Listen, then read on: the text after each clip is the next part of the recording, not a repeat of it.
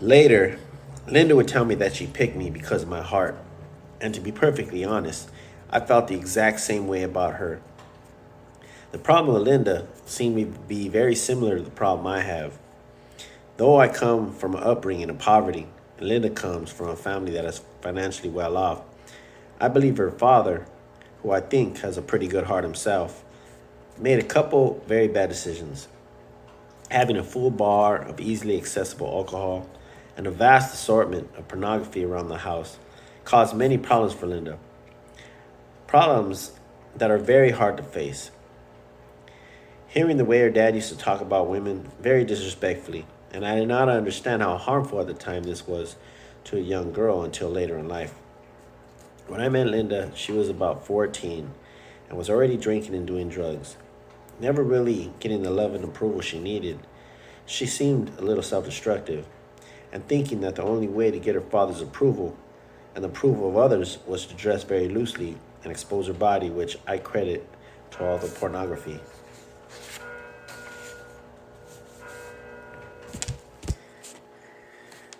And hearing the way her dad talked about women, I found myself always trying to control how much she drank or how she would dress. When our relationship started, Linda was very submissive, and I was not very happy at some of the things she would do.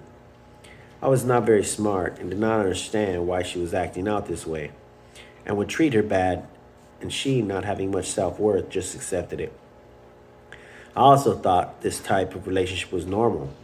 I've heard it said that we spend most of our adult lives trying to fix all of our childhood problems.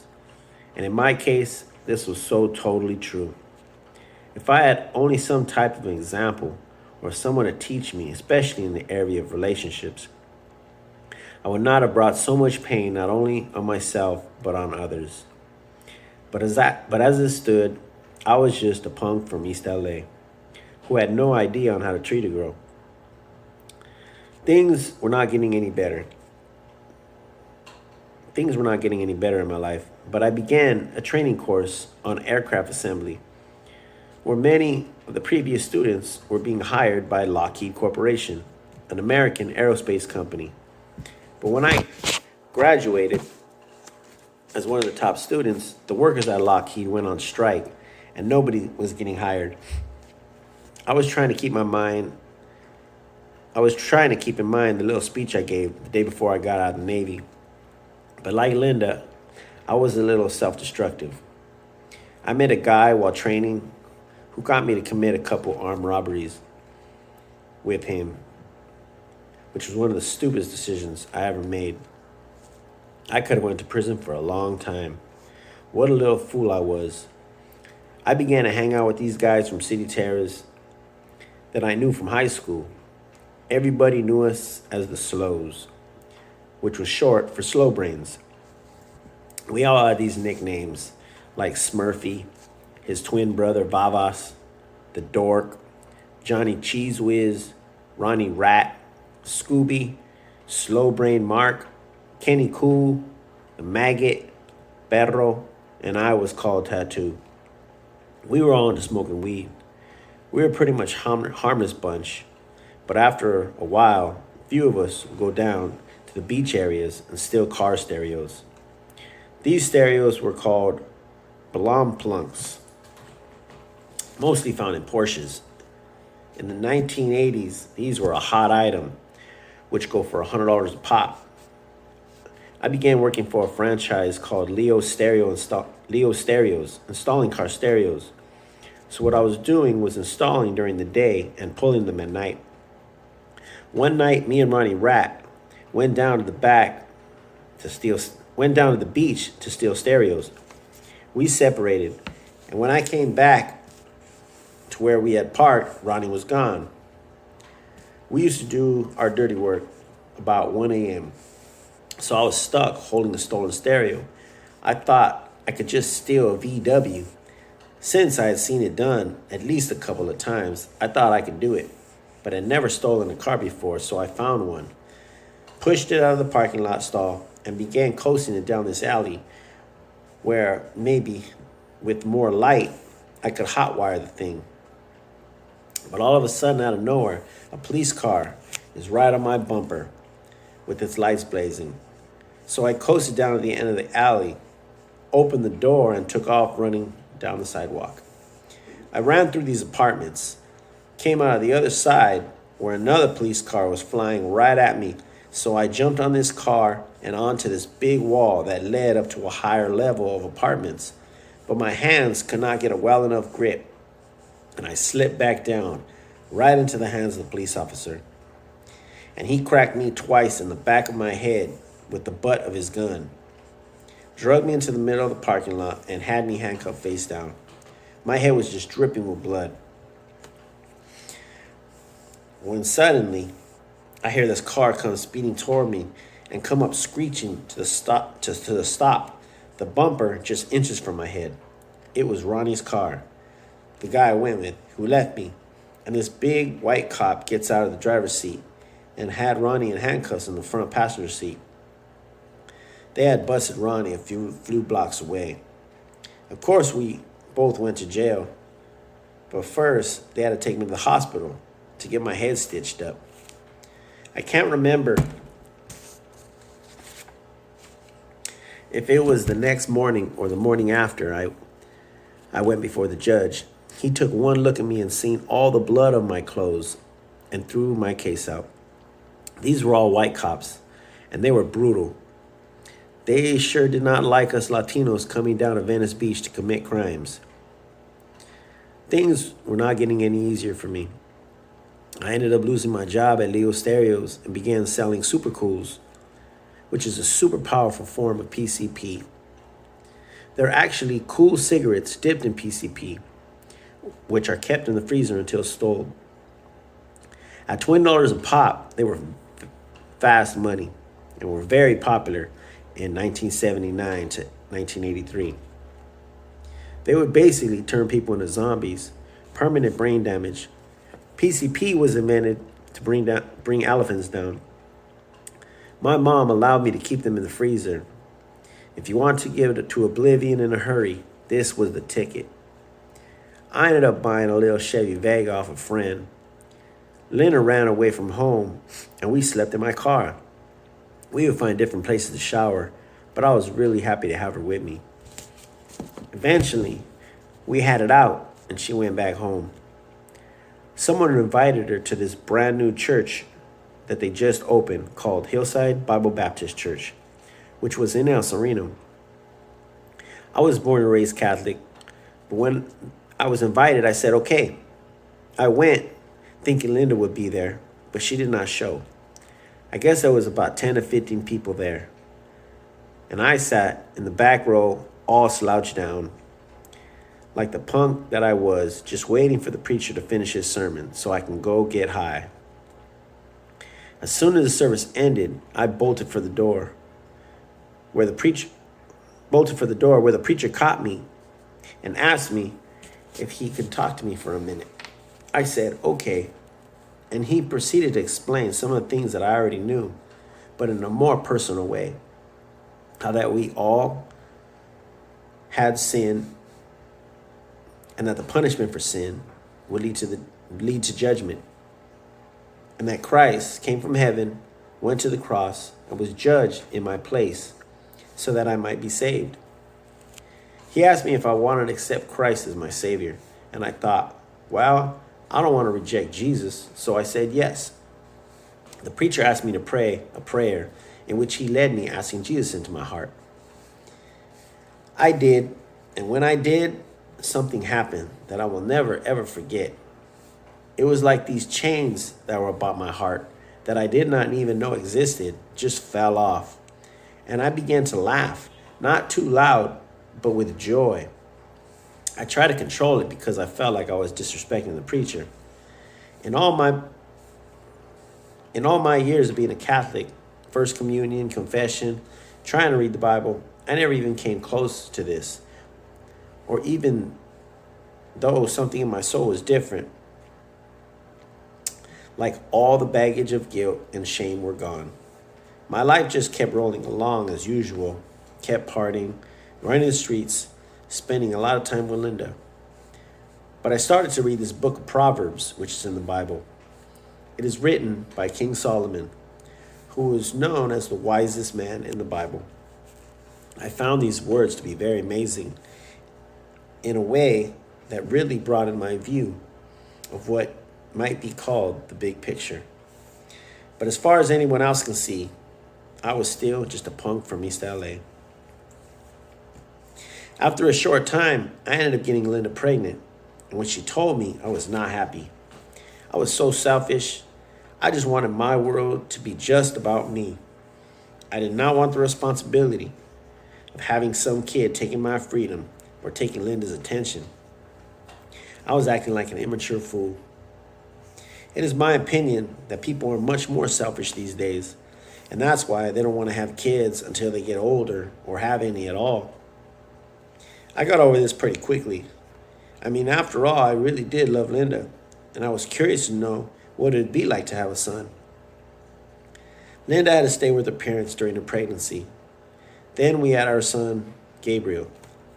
Soon after, I was able to land a job at the California Rubber Stamp Company, and we were able to get ourselves an apartment in El Sereno. Looking back, I can only say this was one of the most beautiful times in my life, but unfortunately, I did not realize it at the time. Me and Linda began to attend Hillside Bible Baptist Church, and soon after, I found myself getting really serious about the whole thing. We stopped drinking and doing drugs.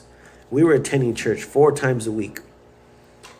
I decided we had to get married, and like a fool, I did not even propose to Linda. I just went home and told her, we're getting married. And so on January 15th, 1983, we had a small wedding at our church. And as they used to say in the old days, I made an honest woman out of her. I really become some might call a full-fledged Christian. I was preaching the gospel all over the city, fasting once a week, tithing my income, praying, reading my Bible every day. But I was struggling in my relationship with Linda. It was like we just could not stop fighting. The sad truth is that even though I never wanted to be like my dad, who beat my mother, I started slapping Linda when we fought, which was so bad in so many different ways. We had a small son. We lived in apartments where everybody could hear us, and we were supposed to be Christians. It was like Satan said, "Oh, so now you want to serve God. Well, we'll just see about that." And when Linda told me she liked me better before I became a Christian, I felt defeated. The people at the church could see that me and Linda were really becoming a problem. And after about 2 years, I decided to ask my preacher to lunch, where I would tell him that we would have to stop attending church. And though he seemed to understand the reason, he began to cry. After me and Linda stopped going to church, we began smoking dope and drinking again. I put away my Bible and my Christian music and bought a motorcycle.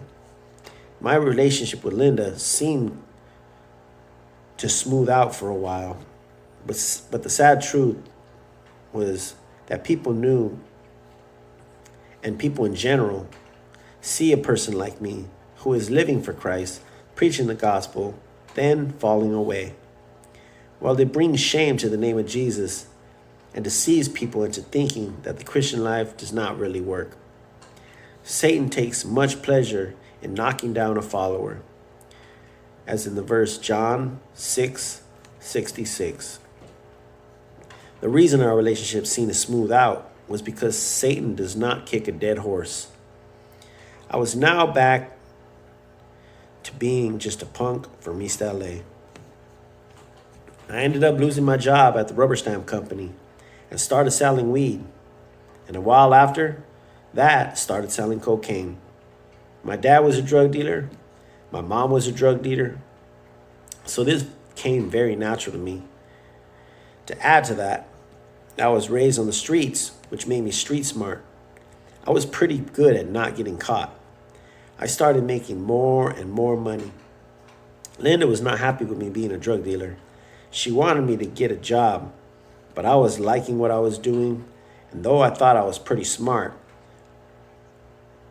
I was not very wise and refused.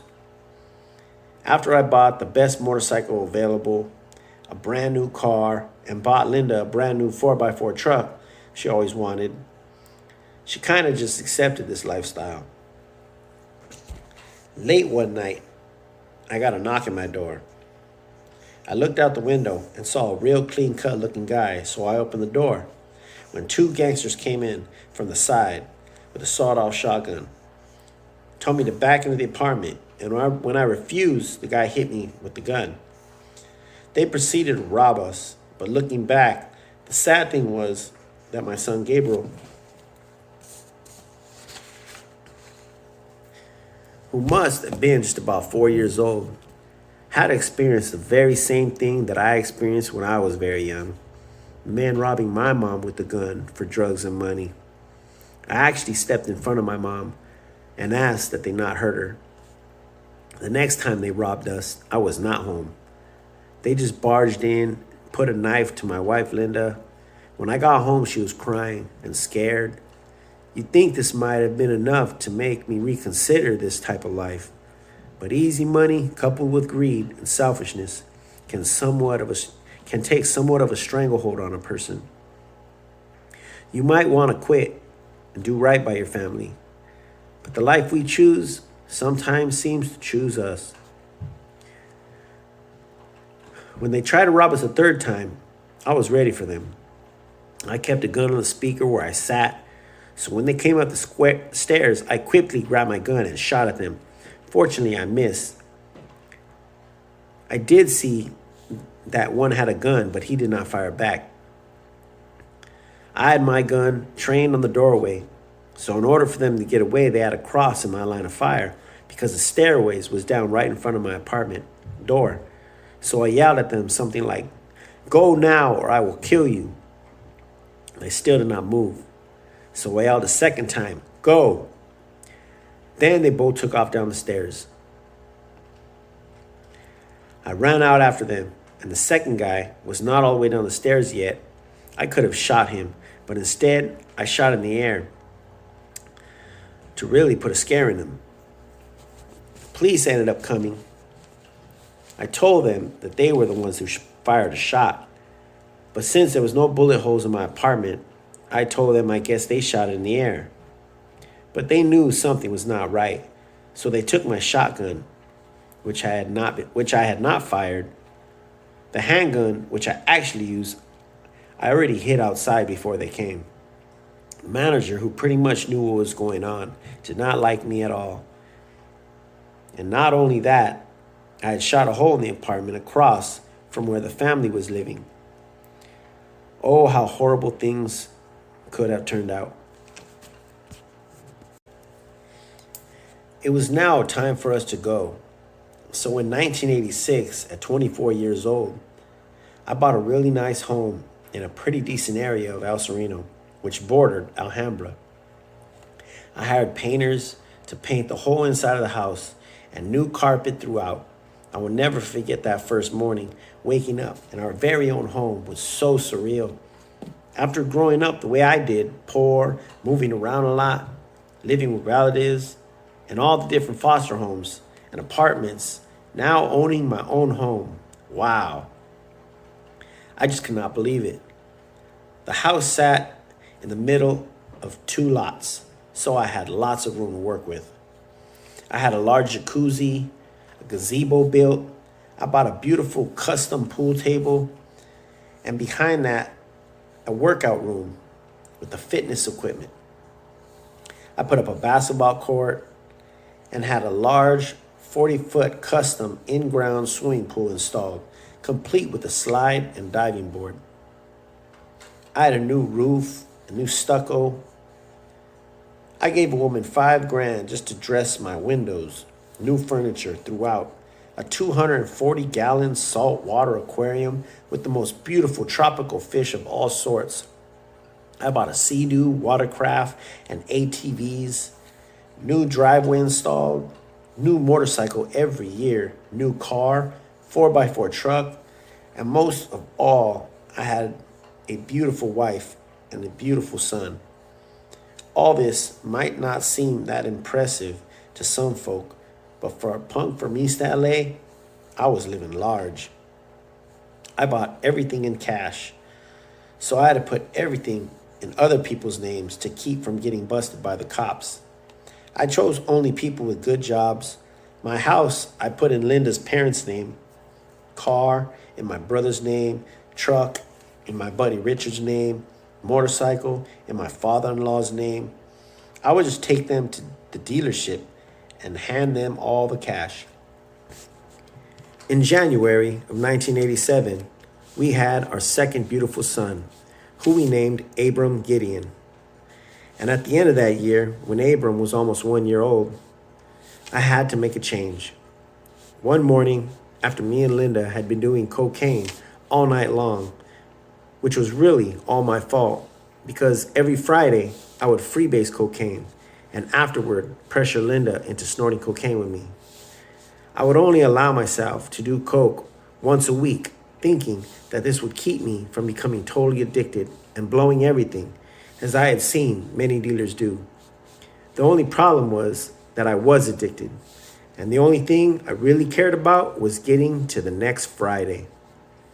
But on this particular morning, I can remember so vividly, my son Gabriel coming out of their bedroom door, stretching and smiling, so innocent and wonderful, saying, "Good morning, Mom. Good morning, Dad." And we, like total zombies, just going to bed, telling him to get him and his brother some cereal and go watch cartoons. Now, we had done this many times before, but this time it was like the Spirit of God and my own conscience was too much for me to bear. And while me and Linda were lying in bed, I got up and said, "I cannot do this anymore." I got all my cocaine, which was these huge rocks of so-called high-quality mother pearl, and flushed it all down the toilet. I then got all my weed and my triple beam scale, which was what all drug dealers used at that time, and threw everything in the trash. I quickly got dressed and went to Pastor Ray Ramirez's house. I then told him all that I was into and how I wanted to get out.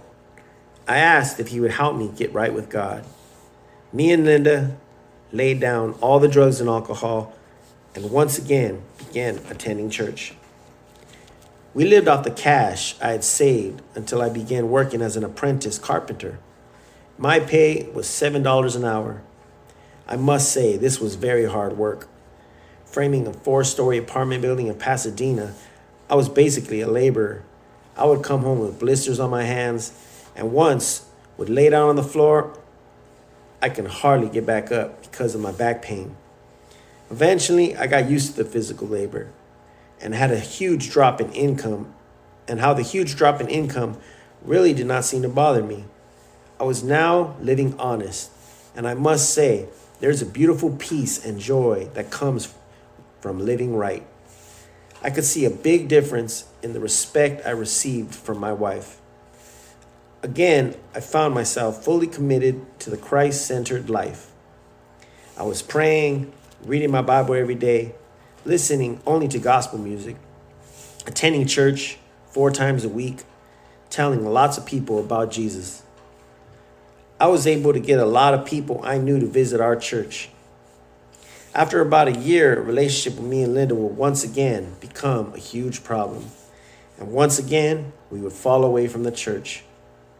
It's very hard to explain how sad this was to once again bring shame to the name of Jesus and myself, and to once again be put on the trophy case of the devil. My marriage seemed to smooth out a little. We began smoking weed again, but we never touched cocaine again. Framing was not always steady work, so I began selling weed again. And though I became pretty good at framing buildings, I decided to become a real estate agent. And after taking classes and lots of studying, I passed the real estate exam on my first try and went to go work for Coldwell Banker. It did not take me too long before I became good at selling houses. Maybe because all the years of selling drugs, I got plenty of experience working with people. The method I used was called working expired and was part of the teachings in selling real estate. But at the same time, it was kind of cutthroat. What I would do is get to the office very early before anybody else. I then would get on the computer to find all the agent seller listing contracts that expired at 12 o'clock midnight the night before. I then would get what was called a cross directory and get the homeowner's phone number, call them, and introduce myself. And with a name like Coldwell Banker as my company, very prestigious, I would ask if I could come right over and speak with them. This would put me in a prime position since they had already tested the market for at least 3 months with the prior agent. What made it cutthroat was that the prior agent had put a lot of time and effort into selling these homes, and getting the sellers the price that they wanted can take a little more time. But they could get their seller to sign an extension. Before they can get their seller to sign an extension, I would swoop in and get them to sign with me. And now the seller had to be more realistic on their asking price. When I would arrive at the seller's home, I found it very easy to win them over and get their trust. I can honestly say that I really like talking to people. I feel like I really care for them, so before I would talk any business with them, I would ask about their pictures on the wall, the people in the pictures, or their dog, or about anything else. They seemed to really enjoy this, and so did I. I remember this one man who owned a very nice home in Arcadia Hills who loved to play chess. The thing was, I loved to play chess. So he told me if I could beat him, he would allow me to be his new agent. So we started playing. And when he started losing, he became very angry. And this distracted me. And he had a come from behind victory. I have to say, that was the most expensive loss I ever suffered, for I did not get the listing. The Bible says that we reap what we sow. In the secular realm, they call it karma. Either way, that's what happened to me. I ran into some situations where people try to play cutthroat with me, one of them being my own broker. So after about 3 years of being a real estate agent, I decided to be an electrician. That's what I wanted to be before I got into real estate. I bought my tools and went to work for a company out in Pasadena, R.A. Electric. I tried to learn quickly and would not stay with one company too long so I can go to the next company for more money, fudging about my experience on my applications. If I got an interview, I got the job because I knew lots of people. I was able to get side jobs which proved to be very profitable. And I was still selling weed, so making money seemed to be what I was focused on. And this is my opinion, is a very huge and very common mistake. It's been said that money is the root of all evil, but it should be said that the love of money is the root of most evil. When you get caught up in chasing money, you lose focus on much more important things like family. Many men think that being a good provider is the most important, but loving and being a good example for your children is much more important. This is where I failed miserably. I began having trouble with my firstborn, Gabriel, who was a wonderful kid, almost a straight A student, very responsible. But as he became a teenager, he began to rebel. I would spank him with the belt, and he would not cry. Many people do not agree with this form of discipline, but I believe if done properly, it will be very effective. When I was a kid, we would get swats at school for misbehaving, and I have to admit, I would sure like to see that being done today.